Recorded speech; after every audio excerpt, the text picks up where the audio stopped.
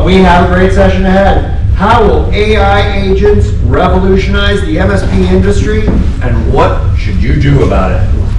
In this insightful session, you'll discover how AI agents are already reshaping day-to-day MSP operations, from proactive ticket triaging and intelligent automation to real-time customer interactions and predictive analytics.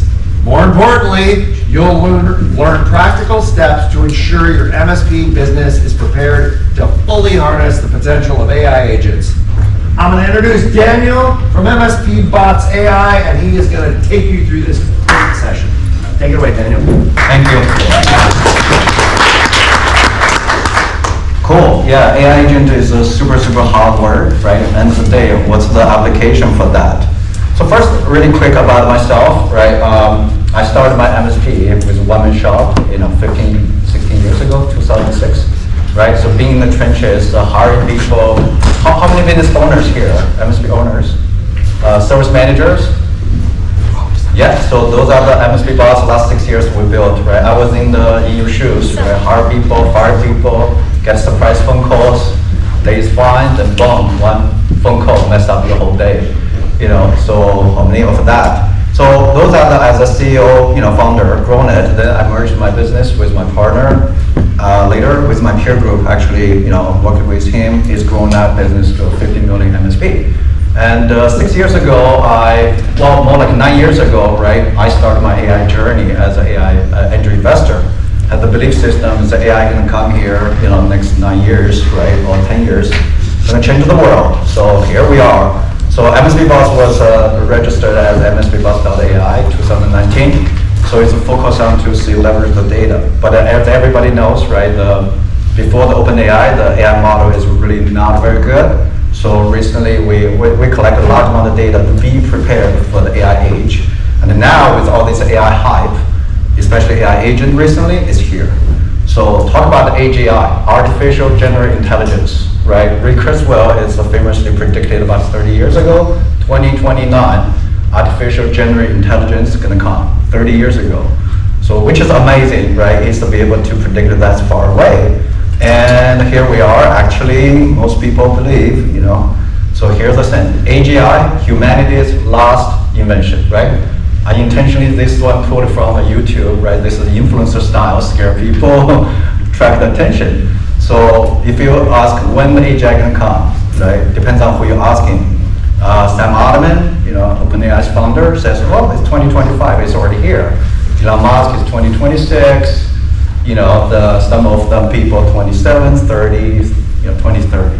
But I think most agreement right now is next 5 years, right? Some more pessimistic is the next 10 years. 10 years. So, this could be hype, people like BS it, attract attention.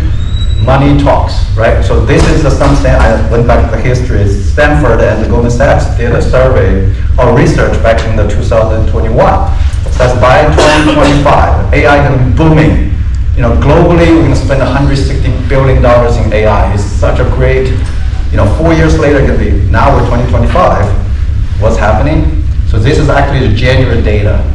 Just between Microsoft, Meta, and Amazon, only the data center cost is about 160 billion.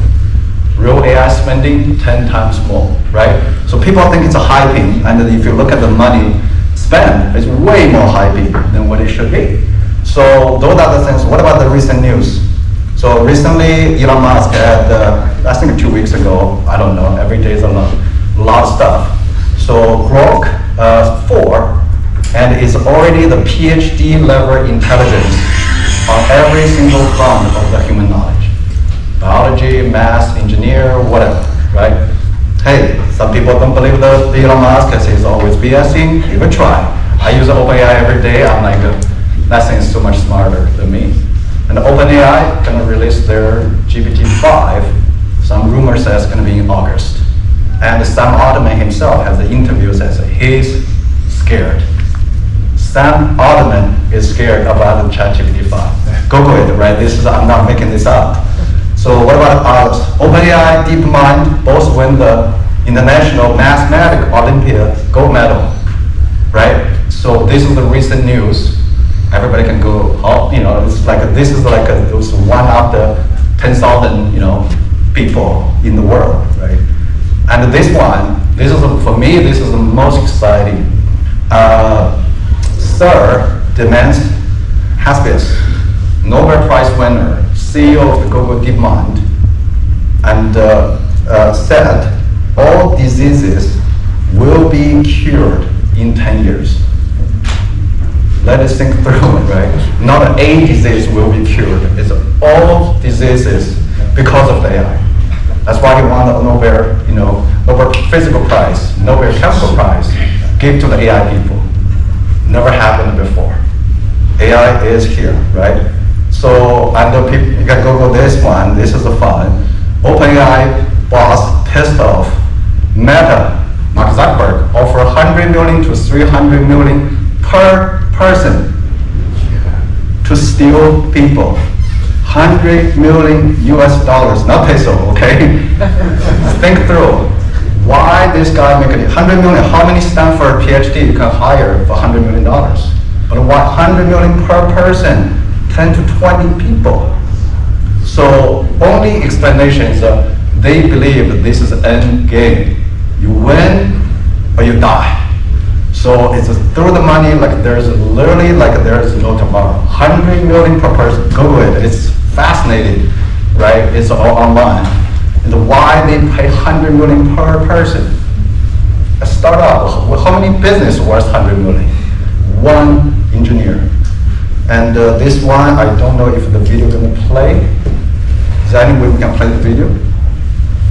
So people says, traditionally people, like the industry revolution. All right, so I got my Tesla bot friend over here, Optimus. We're gonna get it to give us some popcorn.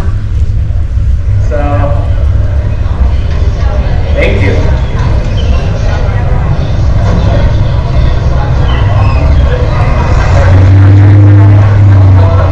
This is a Tesla diner opened about a week, 2 weeks ago, Los Angeles. So the AI is serving the popcorn. Everybody can go there, buy it, right? This is so many things on there. So this, the point for this video is people like traditionally when we went through the industrial revolution, super cool. Yeah, this is a live for general, not just some testing video. Everybody can go through the Tesla diner they just opened recently. So the point there is, this is something, as an angel investor, invest in many of the businesses, AI business, right? It's been talking about the last 10 years. AI is here taking everybody's job, right? Think about what it consists of a job. You need a brain, you need a hand, you need a leg, right? You need to collect some data, no matter your restaurant, the banker, the MSP, technician, accounting. You use your eyes, your ears to gather the data, use your brain to make a decision, use your hands and leg, make some, actions. That's really just like a majority of job. So now you get that the AI is at the PhD level. How many of you hire PhDs in your business, right? 0. And here you go. You say, oh, there's a physical sense AI cannot do. There you are.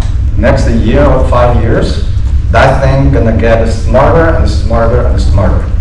So physical world, digital world, it is coming, okay? All right, So then this thing, what is an AI agent, right? It's really people are fascinating about this world. It's the Silicon Valley style, always make some word, make it fancy so you can raise a lot of money. But look here, everybody can Google it. Last December, Microsoft CEO, he's not those, goofy like Elon Musk style, like whatever, right? He's a really cool guy. He said, SaaS software is dead. AI agents is coming, replacing the apps. Microsoft is all in the AI, right? And that's actually coming from 5 years ago, before OpenAI even released. So the big difference is you guys all use a lot of software every day. ConnectWise, Autas, QuickBooks. All those software are built as a human first. Think about it. All the software you're using today, if nobody is doing and click anything, that software only can do some little bit of automation. You have no human, that software is useless, most of them, right? So all those software is designed as human first. Their software pitch is how can we make this human more efficient, more productivity that comes from that human, right? And now the new AI agent first is AI is centric. AI will try to do everything. And the only thing when AI cannot do, then you get a human involved. It's no longer human is the center of the universe, right? Of all this whole economics. And before is you have a human software, anything human does slowly, anything human cannot do, not willing to do, then software do it. So this is a very good map, right? It pretty much explains. So like I mentioned, right? What is like you have a level 1 tech. What is that level 1 tech? First you buy that person's brain, whatever the knowledge, or level 3 tech, let's use that one. Whatever in that brain, in that knowledge, skill, experiences, right? And you need memory. If somebody have amnesia, cannot remember anything, could be the best level 3 technician ever, not much going to be helpful. And you need to be able to use it, right? So I would say, like earlier said, right, large language model, Grok 4, GPT-5 is already at a PhD level. Try to ask PhD questions to ChatGPT. So the problem is why this is so cheap, $20 a month. ChatGPT cannot solve your ticket, cannot figure out what's wrong with that server, right? If it's PhD level already. The question there is it doesn't, out the box, it doesn't have the memory. It cannot use the tools. It cannot use ConnectWise. It cannot use Ninja. It cannot use all those QuickBooks, all the stuff yet, right? So that's the problem we need to solve is to have those PhD level intelligence. How can it solve your problem, everyday problem? There. So this is another chart, right? So typically, just like most of so AI, I think 2 days ago, Sinton, also a Nobel Prize winner, he's called like a father of the AI, and he mentioned, right, AI, the large language model almost work identical with a human. Some people say, oh, I ask ChatGPT questions, so they give me some bullshit answer, right? They're not good, they're hallucinating. My answer always, did you ever met a human that never hallucinated? Did you ever met a human, every single word come out of that human as 100% true, never give you a wrong answer, never, right? So this is the same thing, when you have a technician, whatever, bookkeeper, they perceive, right? So gather the data and do the reasoning and make a decision, yes or no, and take action and execute it, then get a feedback, right? Did it wrong, you lost a client, learn the lesson, do it better, right? Did it wrong, get a bad CSAT, lost money, then you go through. So you summarize every single human job is pretty much goes through this. This is how AI agent really works. So I'm not going to go through all this detail, right? So difference between the AI agent and some of the people like RPA plus the ChatGPT, right? The key is the self-learning, goal-driven. If you still have to program it, all that stuff, right? This is the future. I think the next couple of years, 5 years, 3-5 years, is there. And all this kind of intelligence bring to this question here is AI is already PhD level, and it is replacing jobs, right? And I think one really funny one is this. So last 10 years, because I'm also an investor, and also I have investors, everybody says, okay, when you do the pitch, don't go there and says, AI can take job. People hate that, right? You say, AI can augment the human. AI can make the human more efficient.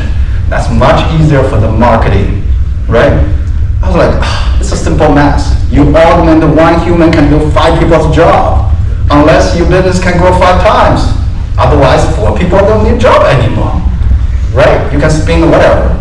So the CEO always instructed, don't say it loud. Wall Street Journal, right, 2 weeks ago, they just, AI is replacing the job, we're fire people. Nobody even hide about it anymore.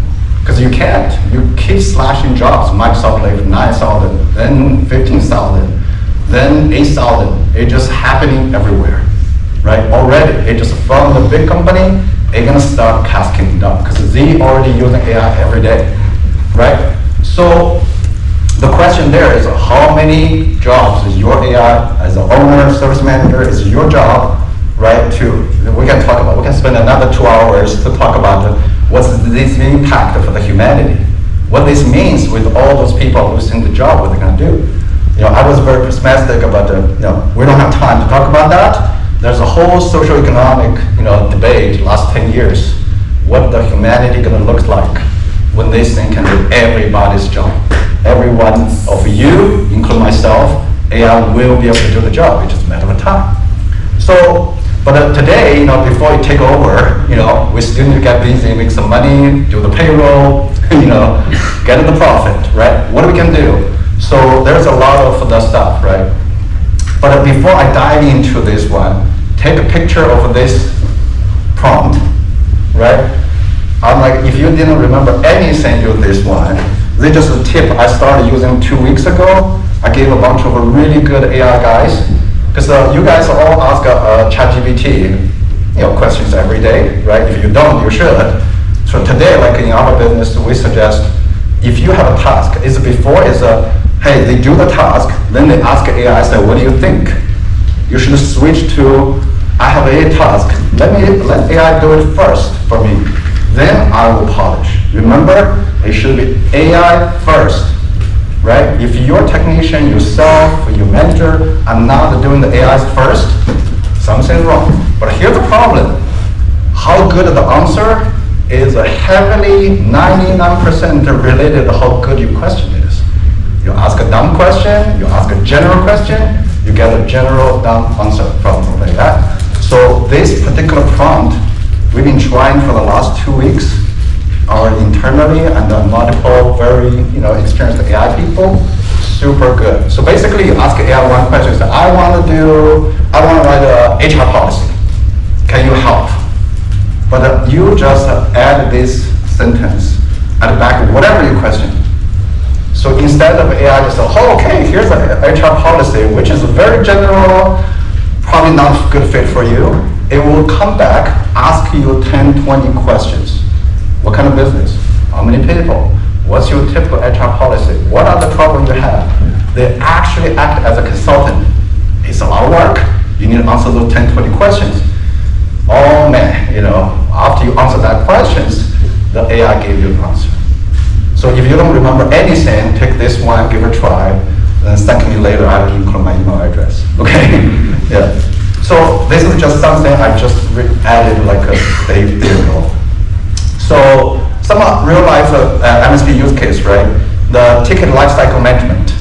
So there's because typically MSP, right, 70%-ish of your employee payroll is technician payroll, the service department, right? And the payroll is your biggest PL item there, and 70% is the service. Therefore, all the service is pretty much surrounded by ticket.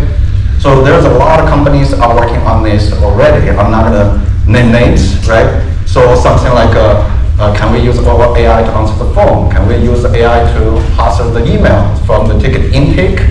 Understand the AI starts solutioning, right? Directly interact with client to fixing the ticket. Then if the ticket cannot be handled by the AI yet, right? It will start dispatching to the human, right? Or do the triage. Is this a printer ticket, ticket type, subtype, or what's the priority? All those kind of stuff. It started doing that. Then you get the human engineer involved. Remember, AI first, then humans start working on it. And once human finish it, AI do the ticket QA and also learn from that what human did, feedback into that loop. Then this PhD, intern start learning better and better and better. And so on this solution stage, right now, it maybe can solve 5% of the task. Next couple months, 10%, 20%, 30%. It's more and more. So 3 years later, I believe, 90% of the ticket will be solved by AI, right? It's bold, but exponential growth is real. So some of the stuff, like ticket sentiment analysis, right? So very simple use case, send the AI says, is the client happy or not?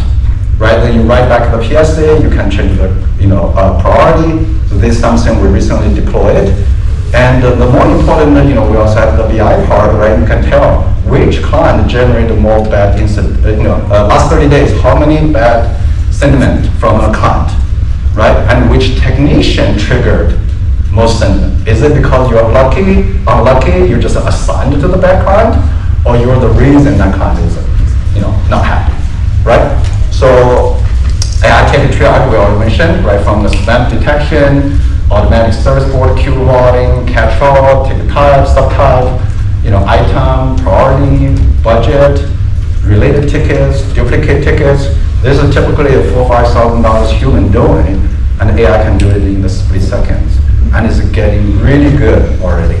So we are actually releasing out. There's some couple of companies already doing it. MSP Boss part of where this quarter we release all this kind of stuff.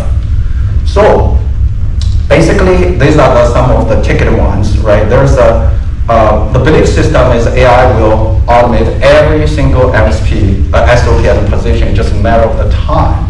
So which one has the low-hanging fruits, right? Some of the use cases, we did here, like ask AI about the BI, right? Get some data, fit to the AI, just ask questions. If you guys don't use MSP Boss, you can use like an upload Excel file, a CSV file. Then you start to ask AI all kinds of questions, right? Some other like do the phone call QA and training, right? You all have that phone call prompt, right? Your call will be recorded for training and quality control purpose, right? How many people actually use the phone call for training and quality control? Less than 1%, right? So we work with VoIP and some of our clients, right? This is a real SOP. Ask a human to do all the call review. They review about 3-4% of the phone calls, right? We change it to an AI agent, and it come out this is the real-time dashboard to say how many calls are followed SOP, how many didn't, and send the alert, right? It's just like probably like 10,000 times productivity improvement, and the cost is so low, right? It's a couple of cents you can evaluate 10 calls. So you can also do the like your TBR. This one we get worked with a couple of clients, right? Worked really well. When you do those technology business review or quarterly business review, get it recorded and feed it to the AI, and you intentionally ask a couple of questions, right? Hey, John, you really like the business. Tell me which part of the stuff. Oh, peace of mind. Your level 1 support desk is awesome, right? Oh, your project runs awesome. Your front desk person is super friendly. How that change compared to us before you use it? You ask a couple of fixed questions, and then you fit into that script. Ask AI says, can you give me a testimonial from this client? Best testimonial ever. Right? And especially combined with that prompt. Then you can send to the client to say, can I use this for the marketing?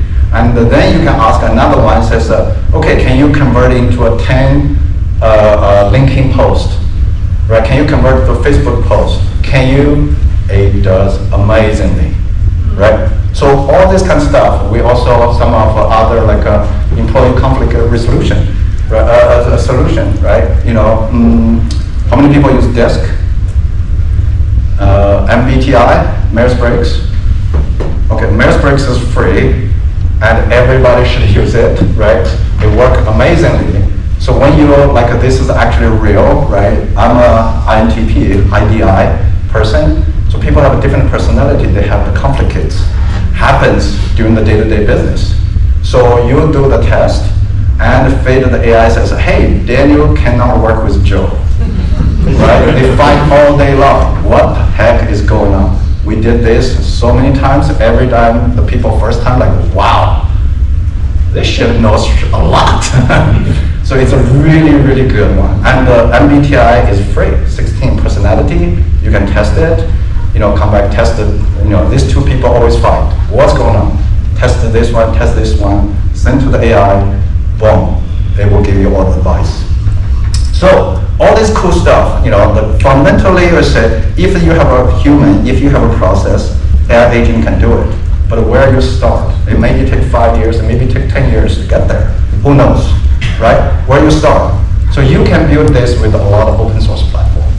Do all by yourself. I talk with a lot of MSP. They already started doing this internally. They hired an automation engineer using the full open source.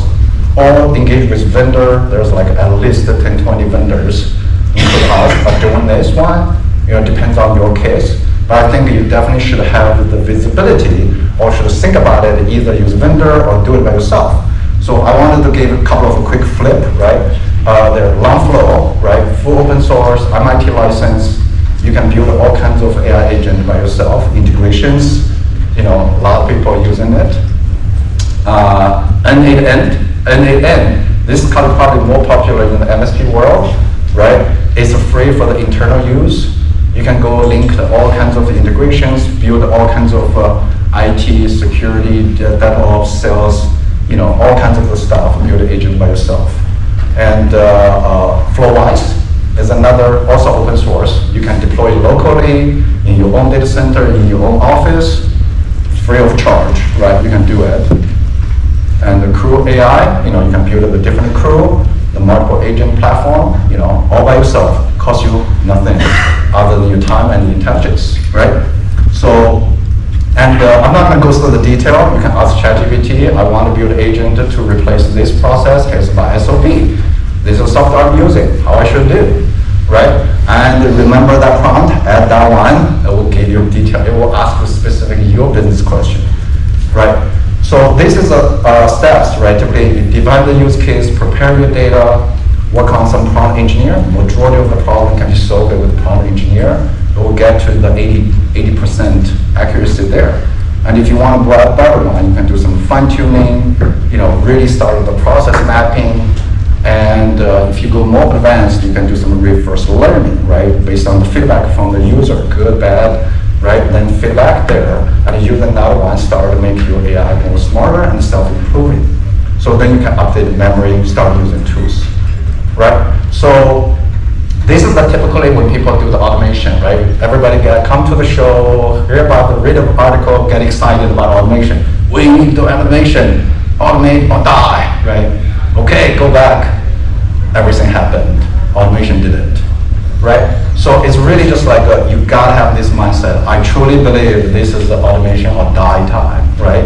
It just, it's not gonna die tomorrow, but whoever uses automation, if you can make it 1,000 times better, it's actually probably gonna more than 1,000 times better, unless it's 1,000 times more productive, more efficient. How can you compete, right? Impossible. So you gotta have this mindset, right? Start by your own, engage vendors, whatever, community, there's tons of, use ChatGPT, use that prompt, keep asking the ChatGPT, best mentor for me ever, right? Do that one. And you gotta have your process defined. AI cannot automate the chaos. Not there yet, maybe one day it will. It says AI make my business 20% more profit. If you can use that, guess what? Everybody can use it. Right? Everybody gonna push down the problem. So you gotta be the first one, right? Do something special other people are not doing. Otherwise, why you? Right? You can use AI, guess what? Everybody else can use it. So all the first comer, you need to do the process side, right? And you do need a dedicated resource. This is over and over. Oh, ask my service manager to do something. When something didn't, when the shit hits the fan, what's the service manager gonna do? Take care of the client first, take care of the employee first, take care of the urgency first. The automation start pushing down, right? That's the human nature, because nobody gonna push there, right? And work with community. AI is so many open source communities. You fight alone. By the time you finally read the paper, it's already obsolete. It's so fast. It's crazy fast. That's why, I'll go back to the $100 million per headcount. How many people you can train with 100 million? How many PhD you can hire and train in 100 million? Why they spend 100 million? There's no time. Speed is everything for them, right? Also here. So you gotta, don't fight alone, right? And AI is magical, but it's not magic, right? It needs a lot of work, right? You're not gonna say, oh, let me plug in my OpenAI, download an AI, and suddenly tomorrow I have 20% more profit, right? Suddenly this flow works flawless. Yeah, again, if that easy, everybody can do it, it's not that valuable, right? You want to win, you have to do something valuable. So, last part, I do some shameless plugging, right? MSP bots, right? How our journey come into this. So, as earlier mentioned, right? I started my journey about 6 years ago, says AI is coming. Actually, I started my journey 9 years ago as an investor. say, hey, AI is coming, take over everybody's job in the next 20 years. What can I do? So before the OpenAI, we did a lot of, the belief system is that you gotta have your data ready, you gotta have your process ready. AI can speak English, but it has to rely on your data. If you have garbage data in, you're gonna get garbage result out, right? And if you don't have a good process, AI not gonna help you. By the time you don't have process, AI can help you, everybody can do that. So what we did the last couple of years, right? So it's really for me as a former CEO, back then my biggest challenge is, I'm in multiple peer groups. I always can get a good SOP, but once I get a good SOP, I need a human to execute it. And we're human, we make mistakes, we cut in corners. So end of the day, there's a lot of issue. Those SOPs are not followed, and there's a consequence. And who pays those price? Owners, service manager, right? Because you own the business, you own the department. Whenever people make a mistake in your department, there's a consequence, lost client, piss off client, you have special meetings, you're apologizing, right? Those other things hurt your profit. So we do a couple of things, right? The BI, help you visualize the data, and some bots to help you alert people real time. And we also do a ticket dispatch. That's something I did about 15 years ago. There. How many people are using Bright Gauge here? Okay, not many. So I'm going to quickly flip through. So we have we're replacing Bright Gauge. We replaced about like 400 Bright Gauge clients. For the people who are not using Bright Gauge, other like some BI system. So our belief system is that if you cannot see the problem, you cannot solve the problem, right? If the sooner you can see the problem, the sooner you can solve the problem. So a dedicated good BI system is essential for the business. If you don't know what's going on, how can you make it better, right? So quick flip through. We have a lot of integrations, right? And we have a lot of pre-built the data set. We can visualize the data all kinds of different ways, right? That's make it easier. And we have a lot of pre-built stuff, right? We have to retain more data, have a more refreshing. How many people send the monthly executive summary reports to your clients? Not many? Okay. So those are the things you should send it, right? Because how many times you get people say, hey, I pay you $2,000, but I don't have much problem. Why should I pay you money? Well, remember 3 years ago when you first started? It's a mess. Oh, how many tickets opened, how many sets, how many the patch happened, the antivirus every month automatically send it to the clients and do it a quarterly review. So then they know, you guys are working a lot. I'm like, okay, now the $2,000 is justified, right?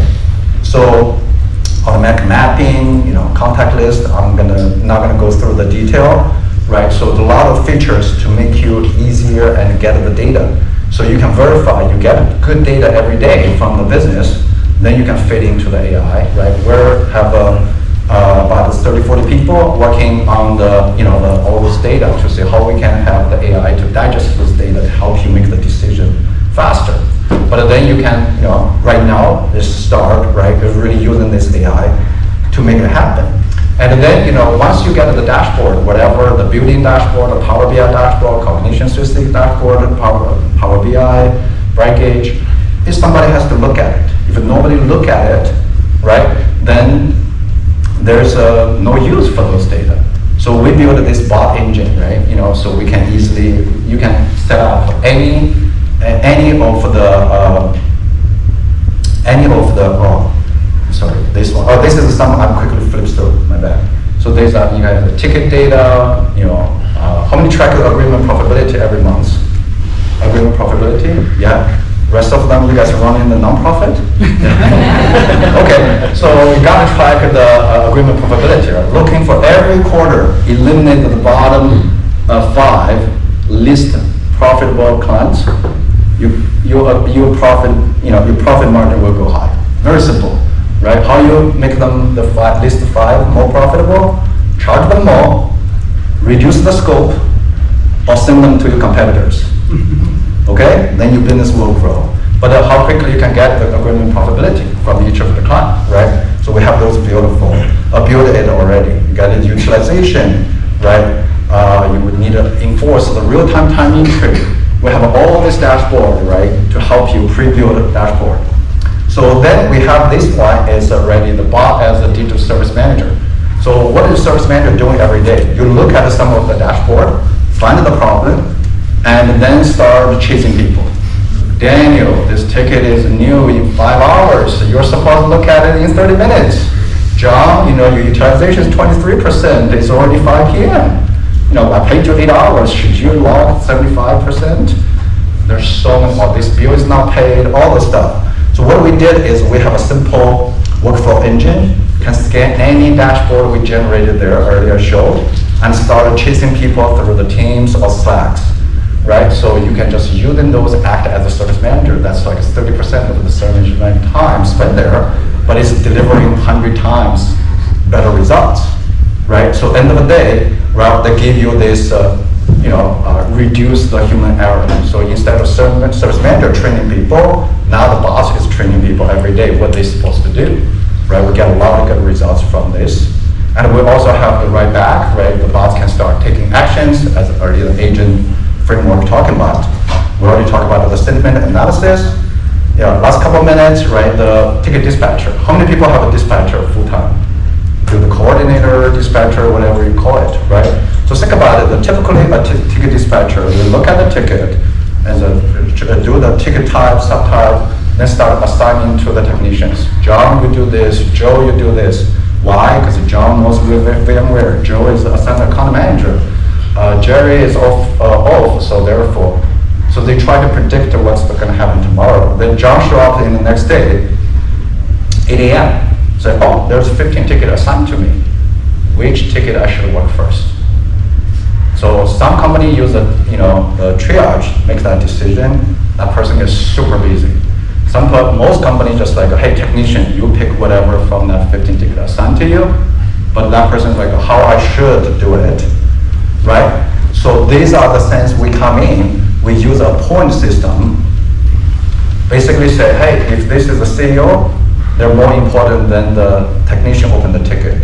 If this guy pays us $6,000, it's more important than $600. If this ticket is new for 1 hour, it's less important than the ticket new in 4 hours. So you add a weight, there's all kinds of rules, and you add a weight system, right? So it will calculate all this weight and determine when Daniel show up, says, I'm ready to work, have NT, right, in the Microsoft Teams or the website, 2 seconds, I said, go work on this ticket.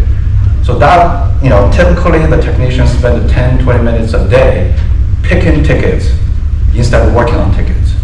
And they suck on picking tickets. They cherry picking, they random picking.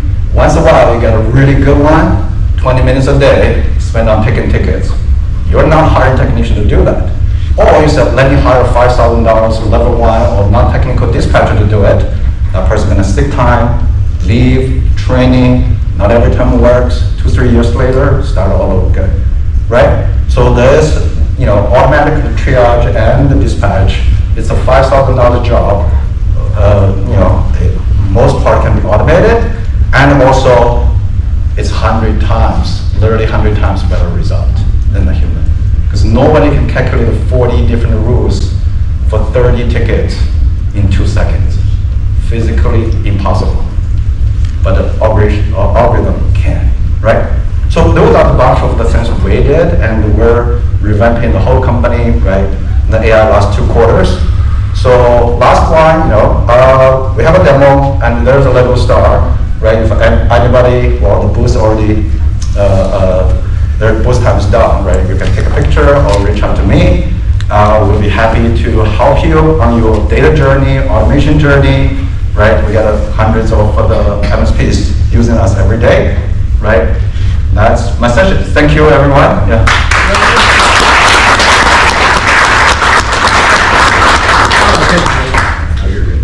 All right, thank you. So this concludes the final session of our Community Insight track. Join us next for our ChannelCon final keynote and celebration. Directly following that, we will have Build a Guitar, charity team building and reception. And we're down 1 more level, I believe, on the main level. So thank you, Daniel. Have a great day.